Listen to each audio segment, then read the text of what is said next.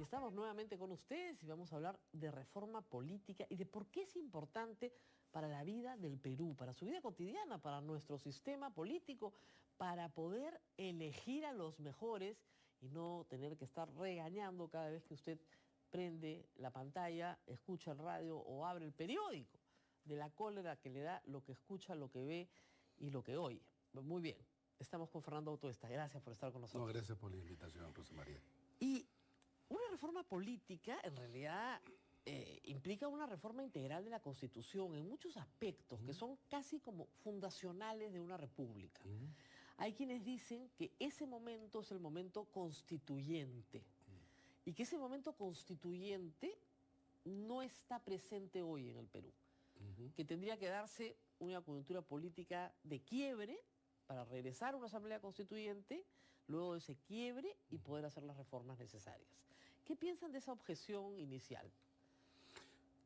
Mira, hay reformas políticas que se hacen sin momentos constituyentes, pero además de lo que se trata es que si esperamos esto no estaremos haciendo nada, ¿no? Yo sí creo que es posible hacer algo, no es fácil, no ha sido fácil, porque, por ejemplo, en este tema de alentar la reforma, estamos no hace tiempo, sino muchos años, ¿no?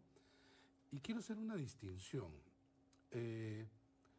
No toda modificación de la norma, sea esta a nivel constitucional, sea esta de la Ley Orgánica de Elecciones, Ley de Partidos Políticos y en general Ley de Elecciones Municipales, Regionales, constituye una reforma. Aun cuando toda reforma requiere modificaciones de distinto nivel.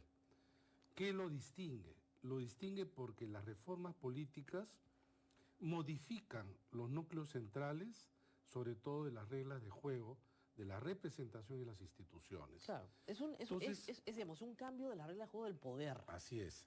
Y entonces, cuando por ejemplo se dice hay que discutir a partir del informe de la comisión que entregamos al Ejecutivo, y se dice, no, hay otras formas, por ejemplo, seguir lo del código electoral. Creo que no se entiende que el informe pasó por una serie de etapas que son las siguientes. En primer lugar, recopilar la información en la que se incluía muchos de los proyectos de ley que justamente ahora se trata también de nuevo de debatir, informes de otras comisiones, pero sobre todo de un diagnóstico, se parte de un diagnóstico.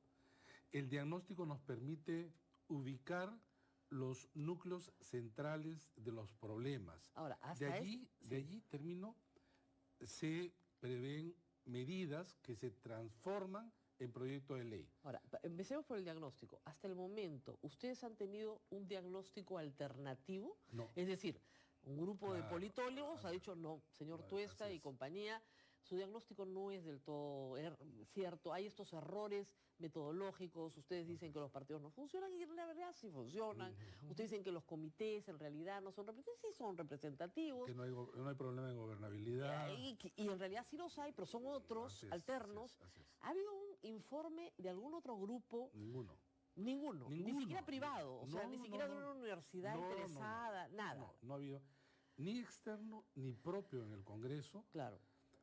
Muchos de cuyos proyectos de ley buscan modificar partes muy acotadas. Claro, de la porque ley. Una cosa es decir, ya, vamos a eliminar la ley seca, ¿no es cierto? Que es un asunto, pues, anecdótico, si se quiere, ¿no es cierto? Y otra cosa muy diferente es, vamos a tener 2 cámaras. Así es. Entonces, digamos, por el tamaño. Y claro, si tenemos 100 proyectos de ley de pequeños asuntos menores sobre cuánto es la multa, ¿no es cierto? O si los personeros son 2 o son 1, o cómo se acredita el personero en la mesa, o si el voto es virtual o no es virtual. Esa es una cosa muy diferente a discutir la forma en la que se inscriben los partidos políticos. Pero incluso, Rosa María, en aquellos que tocan los mismos temas, tuve la exposición de motivos y no tienen muchas veces que ver con el proyecto o no son parte, repito, de un diagnóstico más global que te permite ofrecer medidas más integrales. Entonces, cuando nosotros decimos sobre partidos políticos, se requiere pasar por 3 ámbitos, que es la inscripción, cancelación, elecciones internas, el tema del financiamiento, y que están entrelazados entre ellos. ¿Lógico? Se distancian, se distinguen de la mayoría de los proyectos de ley que allí aparecen intentando dar cuenta de un aspecto que en realidad no los vincula con otros, y sí se vinculan en la realidad. Claro, pues si no se vinculan, no termina de ser una reforma integral. Exactamente. Y entonces, o sea, si usted elimina el voto preferencial, pero no pone democracia interna, digamos, tenemos un caudillo, pero no tenemos un partido. Digamos, ¿no? Entonces, así como eso, mucho. Y entonces, en el propio informe, nosotros decimos, esto es un esfuerzo que no solamente es parte de un grupo, sino que ha sido un esfuerzo de recopilación de muchos proyectos de ley, que no digo que no tenían algunas buenas ideas, muy por el contrario, ¿no? Rescatando eso, construíamos un proyecto de reforma. Ahora, la reforma de la Constitución en términos políticos se viene debatiendo, creo yo, desde la Comisión PIS en el gobierno Toledo. Es decir, hasta la de...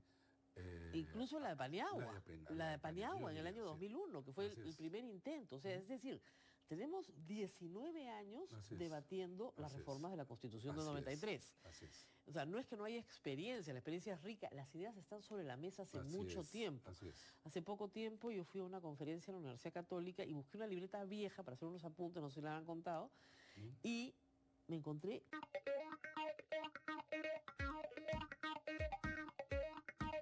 Y estamos nuevamente con ustedes y vamos a hablar de reforma política y de por qué es importante para la vida del Perú, para su vida cotidiana, para nuestro sistema político, para poder elegir a los mejores y no tener que estar regañando cada vez que usted prende la pantalla, escucha el radio o abre el periódico, de la cólera que le da lo que escucha, lo que ve y lo que oye.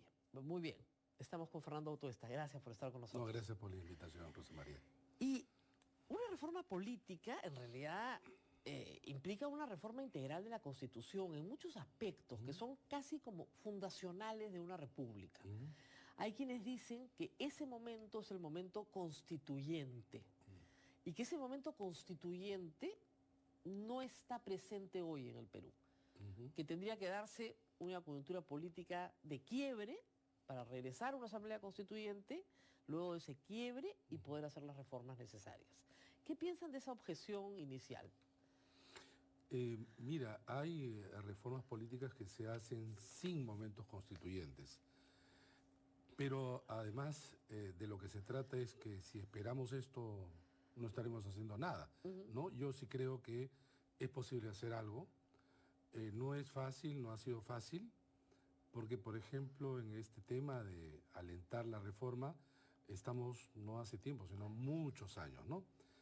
Y quiero hacer una distinción. No toda modificación de la norma, sea esta a nivel constitucional, sea esta de la Ley Orgánica de Elecciones, Ley de Partidos Políticos y en general Ley de Elecciones Municipales, Regionales, constituye una reforma.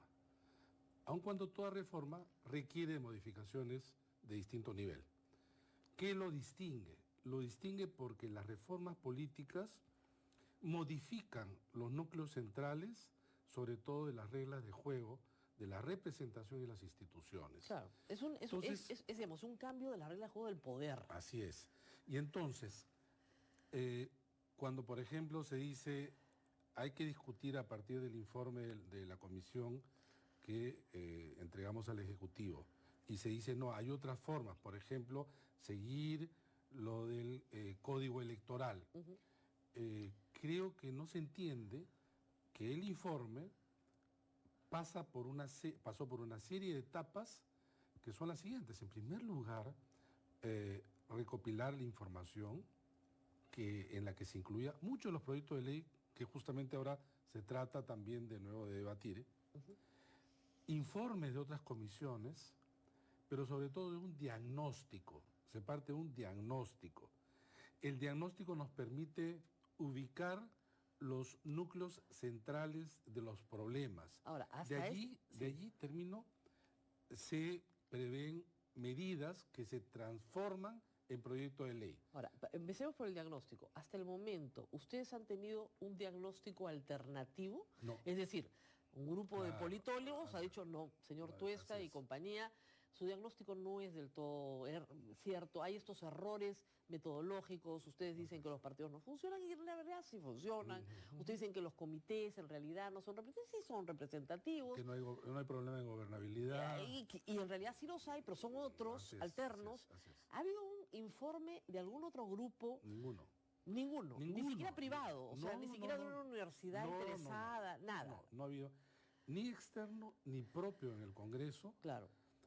muchos de cuyos proyectos de ley buscan modificar partes muy acotadas Claro, de la porque ley. una cosa es decir, ya, vamos a eliminar la ley seca, Así ¿no es es, cierto? Que así es es. un asunto, pues, anecdótico, si se quiere, ¿no es cierto? Y otra cosa muy diferente es, vamos a tener 2 cámaras. Así es. Entonces, digamos, por el tamaño. Y claro, si tenemos 100 proyectos de ley de pequeños asuntos menores sobre cuánto es la multa, ¿no es cierto? O si los personeros son 2 o son 1, o cómo se acredita el personero en la mesa, o si el voto es virtual o no es virtual. Esa es una cosa muy diferente a discutir la forma en la que se inscriben los partidos políticos. Pero incluso, Rosa María, en aquellos que tocan los mismos temas, tuve la exposición de motivos y no tienen muchas veces que ver con el proyecto o no son parte, repito, de un diagnóstico más global que te permite ofrecer medidas más integrales.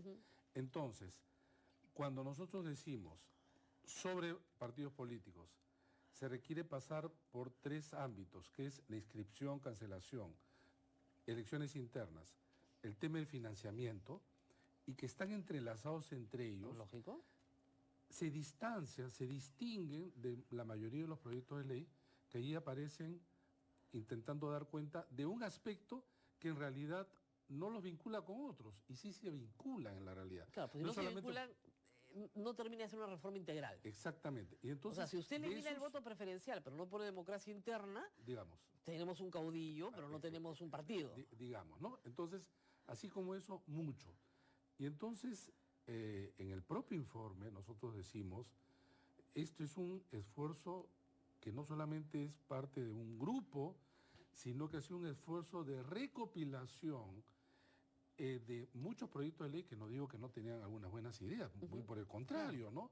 Rescatando eso, construíamos un proyecto de reforma. Ahora, la reforma de la Constitución en términos políticos se viene debatiendo, creo yo, desde la Comisión PIS en el gobierno Toledo.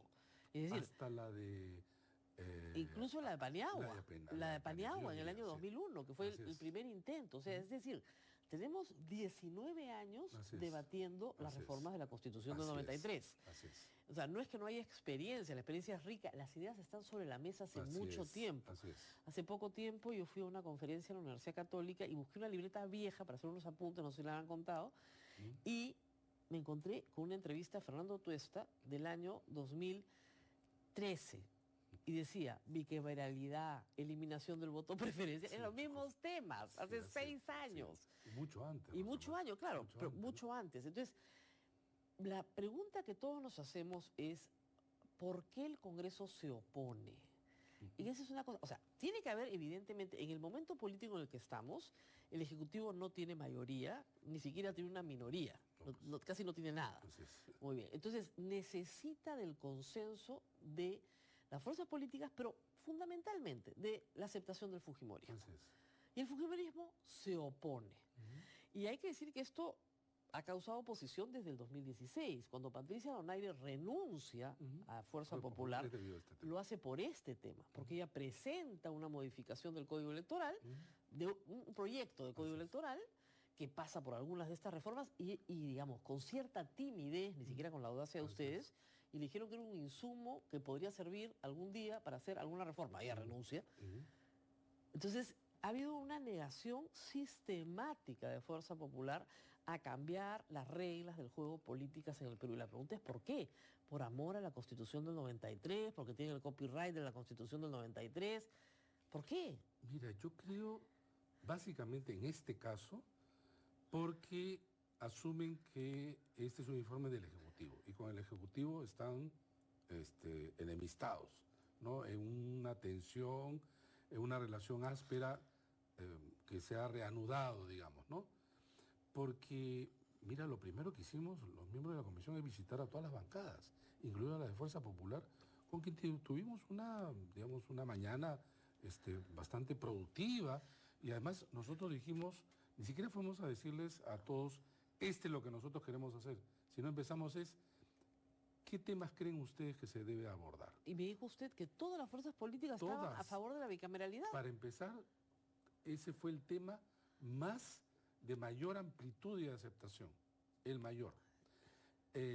Lo segundo es que, claro, el Ejecutivo dejó de lado el tema de la bicameralidad. Es un asunto que vamos a abordar también. Me parece un desacierto, pero en todo caso, en el Congreso se quiere discutir, todos quieren discutir, pero es la sensación de que nadie quiere tomar la papa caliente, ¿no? Ya, ahora, ellos esperaban que el Ejecutivo lo entregue. Esto no puede ser un debate de personas. No puedes, claro. Y sin embargo se ha convertido en eso. No nos gusta porque viene el Ejecutivo.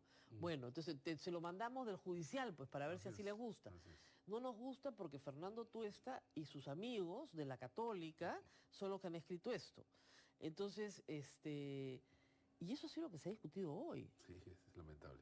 No, sí, no lamentable. nos gusta porque Fernando Tuesta es el que es el presidente de la comisión y todos son politólogos de la Católica.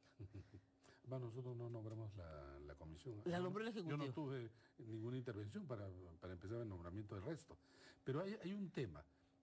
Pero incluso en el tramo del trabajo nuestro, más allá del inicio, que algunos criticaron eso, hubo una aceptación.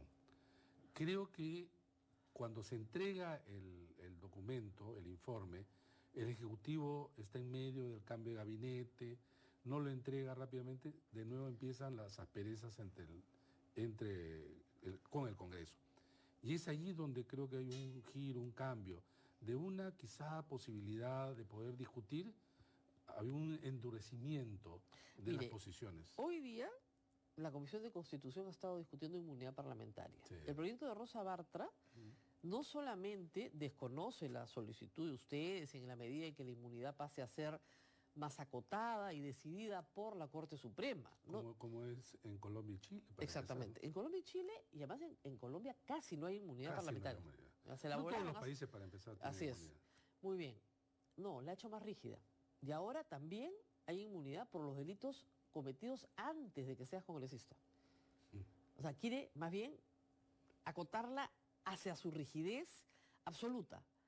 Es una especie de respuesta. ¿Tú quieres discutir el tema? Sí, lo discutimos, pero lo vamos a aprobar como yo quiero. Y como tiene mayoría en la Comisión de Constitución, va a ser lo que el fujimorismo quiera. Ni siquiera lo que quieran todas las fuerzas políticas. Ni siquiera el consenso. Va a ser lo que el fujimorismo quiera. Pero tu pregunta es válida en términos, ¿por qué esto? Porque, ¿sabes qué? Si tú ves el informe y uno dice, bueno, ¿quiénes se favorecerían de esta reforma? Claro. ¿Y quiénes se perjudicarían? Te digo sinceramente, creo que ningún partido en el Congreso, incluido Fuerza Popular, se vería perjudicado. Al contrario, ¿sabes quiénes serían los realmente perjudicados? Los aventureros, los bienes de alquiler, estos partidos... O sea, ningún partido que está hoy en el Congreso perdería su inscripción por esta reforma. Para empezar. Y en segundo lugar, les permitiría, a partir de, por ejemplo, el mecanismo de elecciones abiertas, tener legitimidad. Eso lo fortalece en general. Lo otro es ya, obviamente, la competencia, ¿no? Pero yo diría que no se han dado cuenta que esto no es que lo hicimos para ellos, sino que el resultado, y creo que cualquier reforma que busque fortalecer, por ejemplo, partidos, no deja de convenirles. Claro, debería convenirle a todos. A todos. Pero creo que, ¿sabes qué? En primer lugar, no han leído el informe. No han leído el informe. Y entonces, algunos que han leído partes o trozos, lanzan una idea y el resto se cuelga de esa idea y están llenos de prejuicios y se alientan temores, como hemos visto en algunas declaraciones. Hoy día han tenido que salir a aclarar que el presidente no se va a reelegir. Bueno, por ejemplo, ese tipo de cosas, ¿no? Por ejemplo, decía... ¿En qué parte del informe dice que el presidente actual se puede reelegir? Nuevamente, es más, en el informe se dice con extrema claridad, y fue quizá de las primeras cosas que nosotros lo tuvimos presente, es que ningún presidente electo o asumir el cargo de manera, digamos, temporal, de sucesión, puede candidatear en el siguiente periodo. Ninguno, para nosotros eso es clarísimo.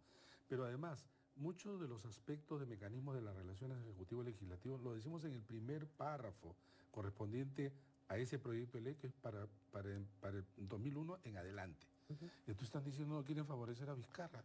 ¿Pero en dónde? No va a estar. No va a estar. No pues. va a estar presente. No, y ni siquiera las bancadas que ahora están presentes, prefiero los integrantes de esa bancada, van a estar porque no hay reelección. Así es. Pero no han leído o no se quiere leer o se utiliza como un instrumento, como parte de las pugnas entre Ejecutivo y Congreso, El lamentablemente. señor Mulder nos ha dicho por Twitter, cuando yo dije el Congreso está sordo, me respondió que la alianza de los caviares y la católica, de nuevo, el mismo rollo, ¿no? Él es de la Católica. Y él es de la católica, de los caviares, no quería reconocer que ya habían aprobado un cronograma.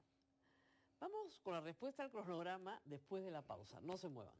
Sí, pues porque lo han discutido ahora ese.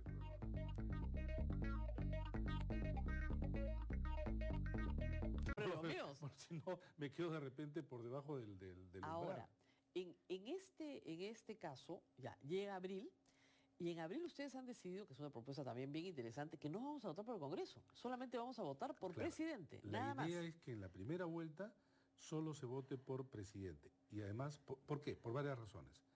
Porque limpia, aclara la competencia principal. Claro. Que además los candidatos presidenciales llevan el programa del partido. Y entonces tú tendrás 8 o 10, pero tienes una campaña de 8 o 10. Claro. 5 semanas después, Votamos por Congreso. ya sabemos si ha salido un presidente elegido por mayoría absoluta o dos a una segunda vuelta. Así es. Allí sí coincide con la elección parlamentaria, pero sin voto preferencial. Porque el voto preferencial Claro, lo has trasladado a las internas. Así es, y además ¿no? ya pasaron 6 meses, ya Así los es. conocemos a todos. Así es. El cronograma actual nos obliga a votar por Congreso en 2 meses, solo febrero y marzo. Así, pero acá ha habido observaciones bajo esta apreciación que me parece Claro, que de dice, desconocimiento. Dice, esto nos va a llevar al bipartidismo, dicen. no necesariamente. No, pero es que de ninguna manera, te digo de ninguna ¿De manera. ninguna manera? No, de ninguna manera. ¿Por qué? Porque el hecho que pasen 2 no es que la gente va a votar por 2, va a votar por las listas inscritas de los 10 partidos. Ahora, hay una tendencia a votar hacia los 2. Mira, hago una referencia empírica. Francia. Francia se vota primera y segunda vuelta, presidente, y las parlamentarias a la Asamblea Nacional se votan después, allí sí claramente sabiendo quién es el presidente, Así un mes es. después. No, lo estamos y en 2 copiando lo de vueltas, Francia, claro. pero en 2 vueltas. No, nosotros ni siquiera hacemos después del presidente, sino porque sería ya demasiadas elecciones, sino juntarla con la parlamentaria. En Francia, que lo hacen más rígido todavía en ese sentido, que van 2. ¿Hay bipartidismo? No. ¿Sabes cuántas bancadas hay en la Asamblea Nacional? 8. Claro. 8. ¿Cuál es la diferencia? La diferencia es que el candidato presidencial no es que puede estar ahogado con una lista o una bancada de 10, 15. Claro. Tienes que darle la posibilidad a de que ser tenga gobierno y tener mínimamente una bancada. Puede ser mayoría, y si no es mayoría, una bancada mínimamente respetable. Claro. Ahora, claro, todos están mirando lo que ocurre ahora. Claro, lo que ocurre, no, esto va a ser del 21 para adelante. Claro, si es que llegamos. Sí, es que no, llegamos. sí, Yo no vamos a creo que llegamos. Nos ha quedado el tiempo cortísimo, hemos explicado algunas de las reformas, vamos a tener que explicar muchas más, porque hay mucho más, por supuesto. Hay todo el tema de financiamiento de partidos Así políticos, es. que es inmenso y hay que trabajarlo mucho. Pero no puedo terminar el programa sin preguntarle por el Colegio de Politólogos. Un gran aporte del Congreso de la República a la vida nacional, con lo cual es un disparate, porque es casi una ley con nombre propio, es para favorecer a una escuela de la vida real. Bueno, ellos han sido los promotores Sí, de pero además formando una asociación de politólogos del Perú que nadie conocía. Claro. Puede entrar a no tiene página web, a su Facebook y vean que hay 3 cositas. La Universidad de pero Villarreal no ¿saben cuál tiene es? licenciamiento. No tiene licenciamiento, Y, pero además y el proyecto de ley dice que el presidente del comité organizador, es de esta asociación que que, nadie conoce. que son todos los egresados de la vida real. O sea, tiene que ser egresado de la vida real. Sino un grupito. Un grupito chiquito, pero grupito no, chiquito, claro, ¿no? de los asociados. Y, Con un nombre propio así, pero además a dice dedo. un representante de San Marcos, esa asociación de San Marcos, Villarreal, Católica y la Ruiz de Montoya. El resto en provincia no existe. No existen las provincias. Pero además le dan la presidencia del comité organizador. Pero sobre un punto que además creo que en este punto creo que coincidimos con muchos.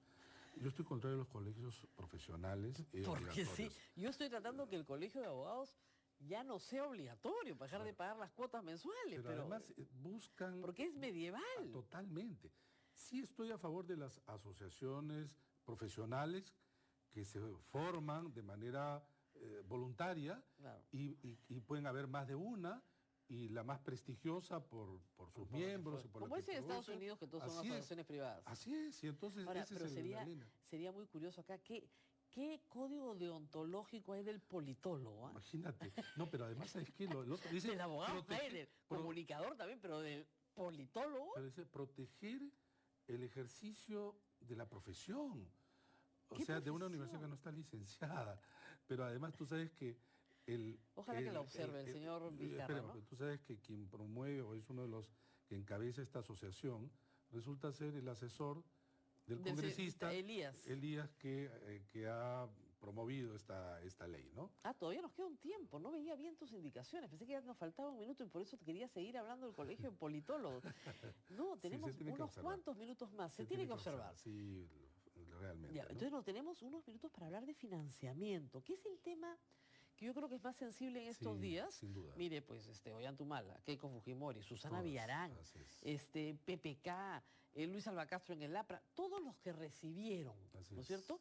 Y que recibieron todos, lo que nos muestra, a pesar de la posibilidad de que esto sea delictivo, aunque yo creo que no lo es, o por lo menos no es lavado, lo que nos muestra es un sistema, pues. O sea, todos los partidos hacían lo mismo. Ya, pero hay un punto que creo que en la propuesta se distingue, porque generalmente la observación es hay que ir en cualquier ley en la parte punitiva, generalmente. Claro. Entonces nosotros partimos de lo siguiente.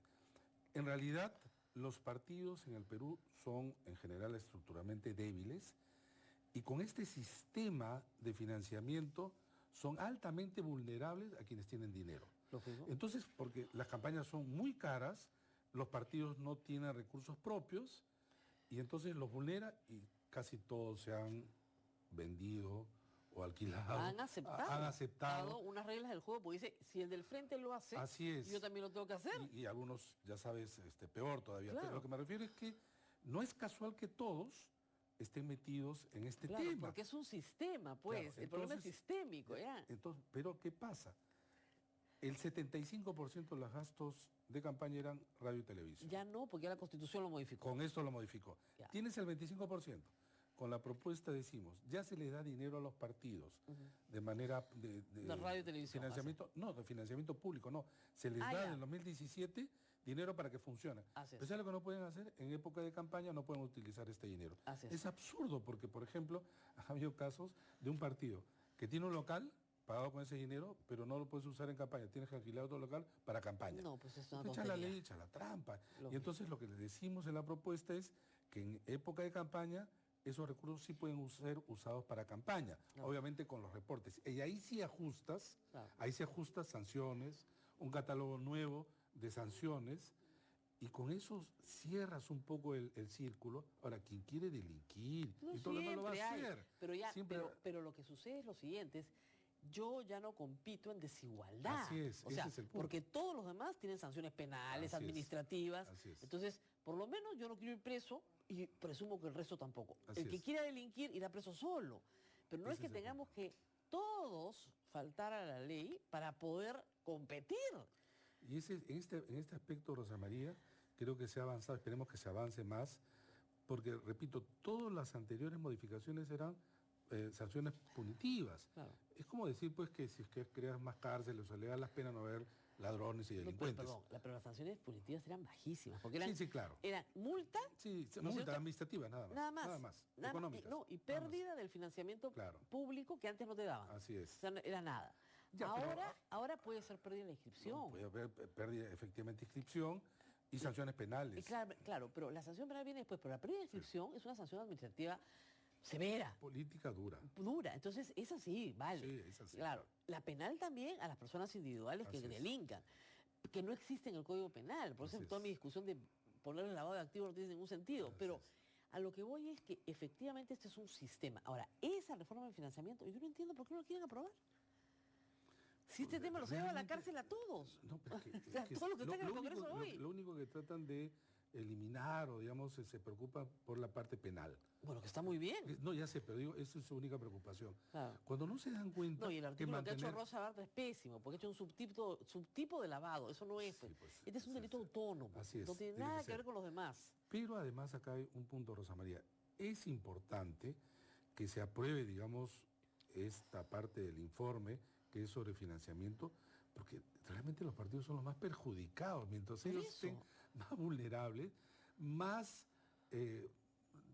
digamos, van a ser parte de una relación de subordinación con quienes tienen dinero. Muy bien. Ahora, Pero además, si tuviéramos... finalmente una sí. cosita.